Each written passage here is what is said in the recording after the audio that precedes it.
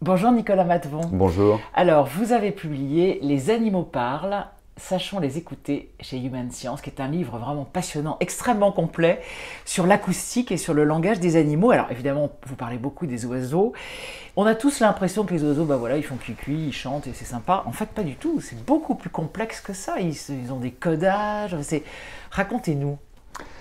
Alors les oiseaux, en tout cas de très nombreux oiseaux, sont des spécialistes de l'acoustique. C'est-à-dire ils produisent des vocalisations qui peuvent être d'ailleurs assez variées.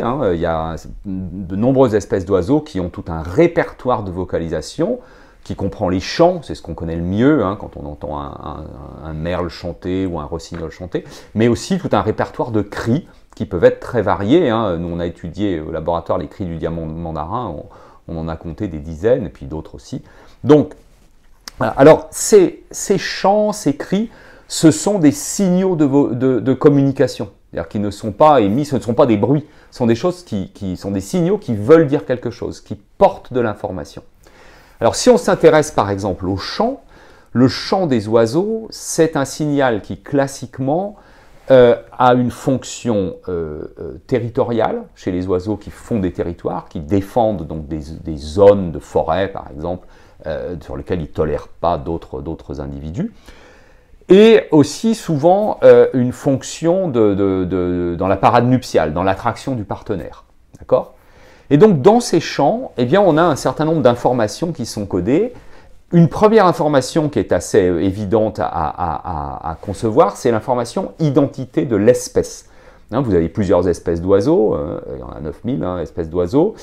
Chaque espèce a son propre chant. Nous le savons bien, c'est comme ça qu'on les reconnaît. Le chant du merle, le chant du rossignol, le chant du troglodyte ou de la mésange, ils sont tous différents. Maintenant, on peut, par les méthodes de la bioacoustique, on peut comprendre comment cette information identité de l'espèce est codée.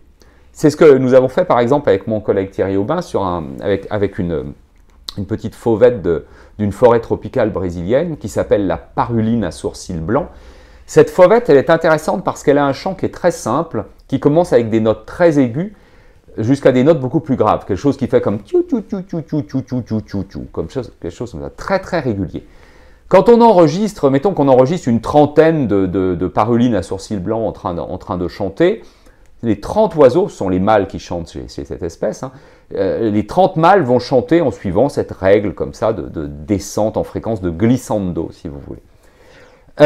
On a voulu savoir si cette structure, si c'était ça qui portait l'identité « je suis une paruline à sourcils blancs ». Pour le tester, on est allé sur le terrain et là on a fait des expériences dites de playback. C'est assez simple à mettre en œuvre. On pose un haut-parleur au milieu du territoire d'une paruline. Si on lui fait écouter le chant d'un individu d'une autre paruline enregistrée à quelques kilomètres de là, la paruline propriétaire du territoire va venir attaquer le haut-parleur, enfin elle réagit très violemment. Maintenant, on a avec les moyens modernes la possibilité de modifier la structure acoustique d'un chant. Par exemple, si vous mélangez les notes, au lieu de faire le tiu tiu tiu tiu tiu tiu régulier, vous faites ti tiu ti tiu ti tiu dans tous les sens, d'accord? Là, vous n'obtenez plus de réaction de l'animal. Parce que votre paruline, elle ne reconnaît plus une paruline. Elle ne dit pas que l'autre, elle est bourrée. Voilà, elle ne reconnaît plus, elle pense que... Enfin, voilà, on ne sait pas ce qu'elle pense d'ailleurs, mais probablement que c'est un autre oiseau qui arrive, donc ça ne l'intéresse pas. Alors vous allez me dire, oui, mais cette modification du signal, elle est quand même très, très rude. On a vraiment cassé beaucoup de choses. Alors on peut faire des choses plus subtiles. Et par exemple, on peut... Donc je vous ai expliqué qu'il y avait une pente, vous savez, les notes sont accrochées sur, en quelque sorte, une pente de modulation. On peut soit incliner un peu plus cette pente, partir avec des notes plus aiguës et arriver sur des notes plus graves, ou au contraire, la rendre un peu plus douce, partir avec des notes un petit peu moins aiguës, arriver avec des notes un peu moins graves. Et là, on s'aperçoit que de toutes petites variations de pente suffisent à perdre la réaction de l'oiseau. C'est-à-dire que pour une paruline à sourcils blancs, si on ne respecte pas bien cette pente de modulation de fréquence, on n'est plus une paruline à sourcils blancs. On a fait d'ailleurs un signal entièrement de synthèse, donc totalement artificiel, un sifflement sans note, sans silence, qui fait piou, quelque chose comme ça, qui respecte exactement la pente de fréquence du chant de la paruline.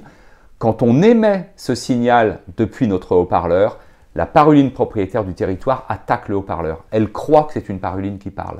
Donc on a vraiment accès avec ce genre d'outil au codage de l'information. On sait que ce chant de la paruline, eh bien, dit « je suis une paruline à sourcils blancs ». Il ne dit pas que ça, mais il dit ça. Oui, parce qu'en plus, vous expliquez quand même que les oiseaux vont chanter en fonction de la distance, en fonction de la densité de la forêt, en fonction de leur âge, en fonction de... Il y a même des accents régionaux. Enfin, en fait, c'est extrêmement subtil. Oui, alors il y a beaucoup de choses à dire sur le chant des oiseaux. Une première chose à dire, c'est qu'effectivement, l'identité de l'espèce « je suis une paruline à sourcils blancs », ça n'est pas la seule information. Les parulines ont aussi des signatures individuelles, c'est-à-dire que chaque mâle a son propre chant. Il y a des petites irrégularités dans la pente, là, dans la descente des notes, qui sont caractéristiques de chaque individu. Et ce qui va permettre, par exemple, à des voisins qui ont des territoires adjacents de se reconnaître et de ne pas passer son temps à s'attaquer les uns les autres. D'accord? Ils n'attaqueront que l'intrus qui viendra, qu'ils ne connaissent pas. Voilà. Donc ça, c'est un phénomène qui est assez classique chez les oiseaux même de nos pays. Hein. Il y a beaucoup d'oiseaux qui font des territoires et qui sont capables de reconnaître leurs voisins parce que chacun a son propre chant individuel. Après, c'est vrai, c'est quelque chose qu'on avait pas mal étudié, ça aussi, c'est que les chants, en particulier chez les oiseaux qui vivent en forêt, les chants se dégradent avec la propagation, c'est-à-dire que on sait qu'on va entendre de moins en moins bien parce que l'intensité du signal va baisser, mais il n'y a pas que ça, il y a aussi que les notes aiguës vont être absorbées par la végétation, donc c'est tout le signal qui va être transformé. Et en fait, ce qui a été montré chez plusieurs espèces d'oiseaux, c'est que ces dégradations du chant qui sont provoquées par la forêt au cours de la propagation du signal, ces dégradations du chant, les oiseaux peuvent s'en servir pour estimer la distance qui les sépare de l'oiseau émetteur. Si je suis très près de celui qui chante, le chant que je vais entendre, ça va être parfait, il ne va pas être abîmé. Si je suis très loin, ah ben là, les silences vont être comblés par des échos, les notes de haute fréquence, les notes aiguës ne seront plus là. Enfin bref, je vais avoir des indices qui vont me permettre d'estimer à quelle distance je suis. C'est très important quand vous êtes un oiseau territorial de savoir si le voisin que vous entendez est bien chez lui ou s'il est commencé de rentrer chez vous, par exemple. Voilà, ça permet de faire ce genre de choses. Et c'est pour ça qu'il y a des informations faites en public et des informations privées. Voilà, quelque part on peut dire ça, c'est-à-dire quelque part on peut dire que l'identité de l'espèce de la paruline, chez la paruline qui est codée par quelque chose qui est très stable et très résistant, il va être entendu de très loin, donc c'est une information publique, alors que la signature individuelle qui est codée par des choses beaucoup plus subtiles, eh bien elle sera perçue uniquement par les voisins et par les femelles. Passionnant, merci. Je vous en prie.